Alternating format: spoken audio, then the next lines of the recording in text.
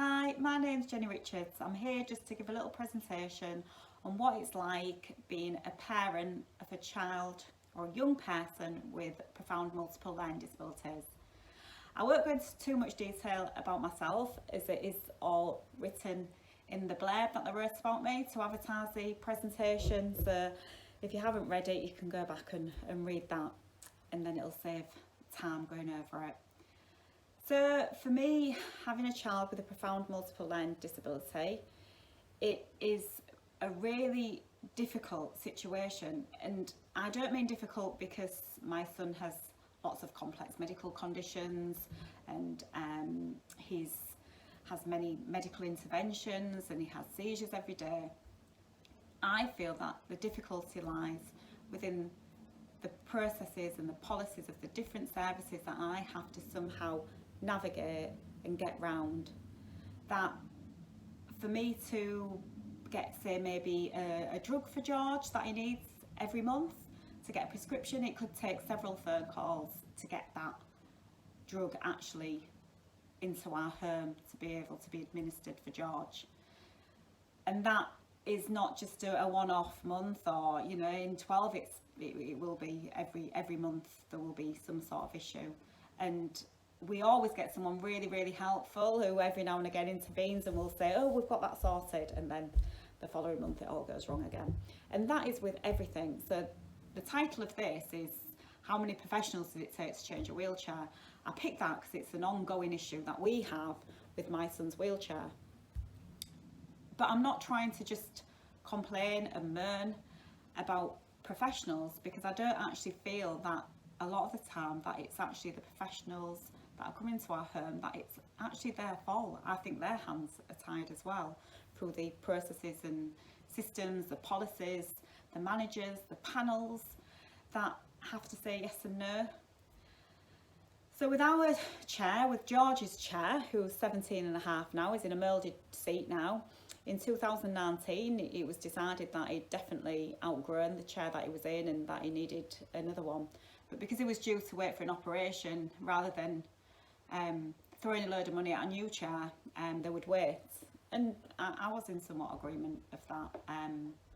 So we waited until 2020. In 2020, just before COVID, he got measured and sorted out for a new chair.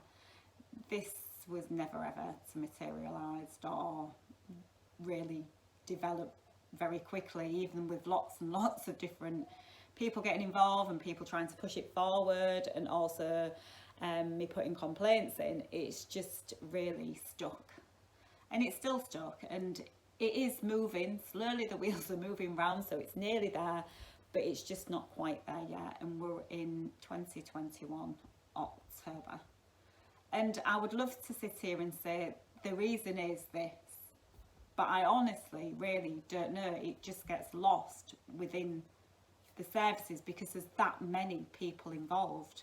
So the OT that goes to university, that's really motivated to help and support families like us who've got children with profound multiple learning disabilities.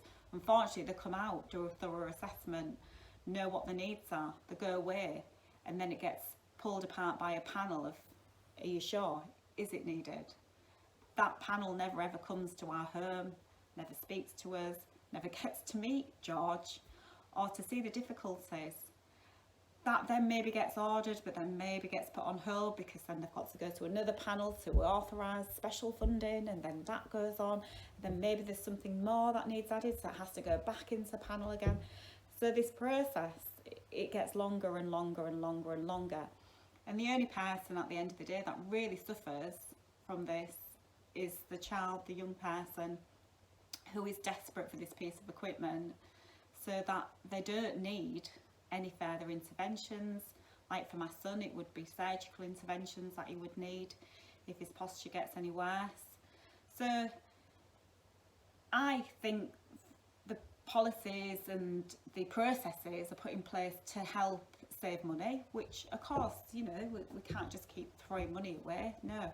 But I think when they're put in place like this, I don't think they realise that actually it costs more money, because it'll end up that George needs more pain relief because he's uncomfortable because he's in his chair.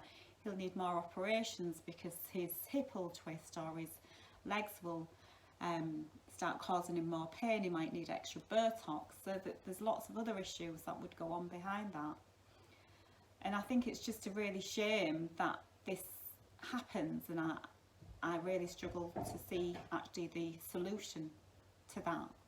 But I think one of the things that I would really like to talk about is the relationship that you have between myself and all the professionals that I come into contact with, that what I would like that to look like. How would that be? How would that make things better? Because if that relationship was an easier relationship, then maybe when they're retelling what we need, that might become an easier process as well. And also it might mean that they have the ability to challenge the services that they work for, and that they have the confidence to challenge as well. Because as a parent, there's only so much we can do, and also there's only so much complaining one can do as well, because there isn't a service that isn't, for my son, that there isn't something that I could complain about. And that's not because I want to, it really isn't, it's just because that's how it is. So for us to have a good relationship, it would be to have a professional that came in and listened and heard what I was saying, that there wasn't questioning it, that there was knowledgeable, that they was empathic with our situation, that they didn't tell me about, I don't know, the other child that's more significantly disabled than you and your child, and their mum, you know, maybe copes a bit better than you. I don't need to hear that. That doesn't make me feel any better at all.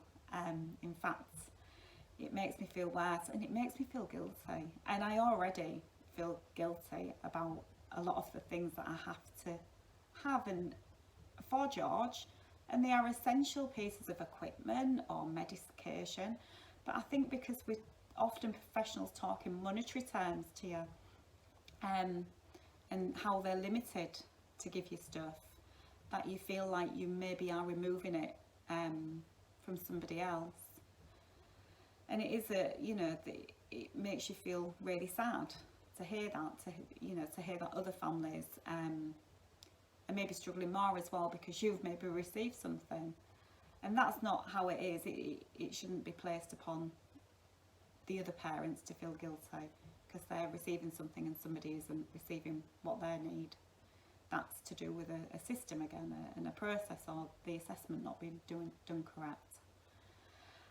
I want professionals to come in and spend time here so they can see what it's really like for us as a family, that we can have a good relationship, a good communication between us, that they aren't maybe feeding information just back to the other professionals and not including me.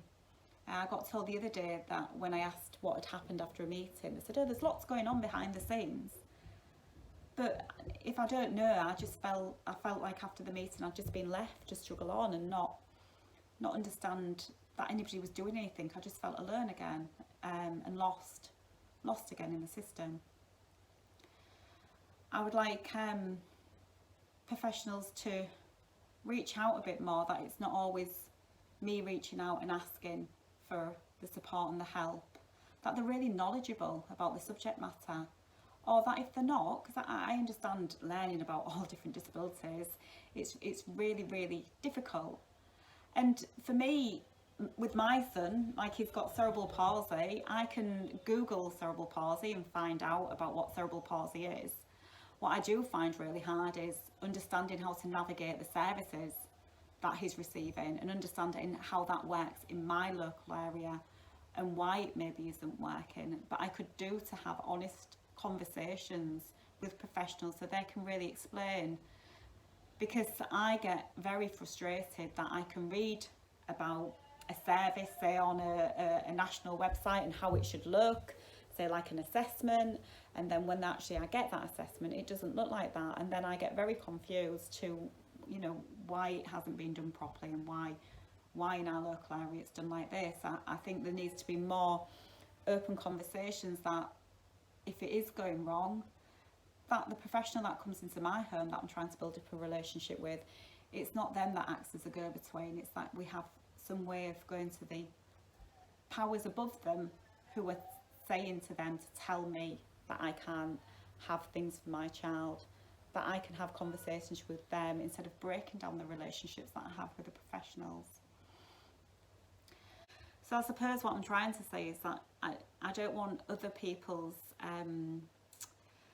comments or saying no via these panels to upset the relationship that I have with the professionals that are actually coming in to my home and jeopardise that, because at the end of the day we need to feel comfortable in our own home, and we're going to have this maybe going on forever. You know, I know 2 of my children probably will never live independently, so I'm going to have to work with professionals for a very, very long time. And then relationships need to be not just good, they need to be happy relationships, like, you know, almost like a look forward to seeing somebody to discuss, somebody who, you know, takes a real interest in my children, who not just talk about the negatives and what I need and what the gaps are, about how they're doing, how they're progressing, how does it look, what's it like to be in your family, are you getting to do things that you actually enjoy, or are you just getting to muddle through the services and not really live a life. I suppose this started off me saying how many professionals does it take to change a wheelchair, and as I said, it's taken 17. It might take some more yet, I don't know. I'll let you know when the wheelchair gets sorted. But I really wanted to highlight that need for them good relationships with them professionals and what they should look like. And I hope that I've got it across that we need professionals that are willing to learn from us, that treat us like we are the expert, because we are the expert in our children. And you can learn so much from us, and we're free to learn from. That's the beauty of it. And also, we've all got this common goal, which is to make these children who have got disabilities happy, just into happy people, into, you know, the best, whatever that best will look like. It's just so important that we work together, but that other services, the policies, the procedures, or all the other things that are in place, that they help develop that relationship and not hinder that relationship. So it's been really good to talk about this, and if you've got any questions, I think there is a point where you can ask questions, and I'm quite happy to answer any questions. And I'm sure that if there's any parents who have listened to this, they'll hopefully hear themselves in this as well, or maybe, you know, you've got some good ideas as well, and it'd be great to hear them and hopefully feed them back to professionals and managers and commissioners. That would be really useful. So look forward to hearing from everybody, and thank you for taking the time to listen. Bye.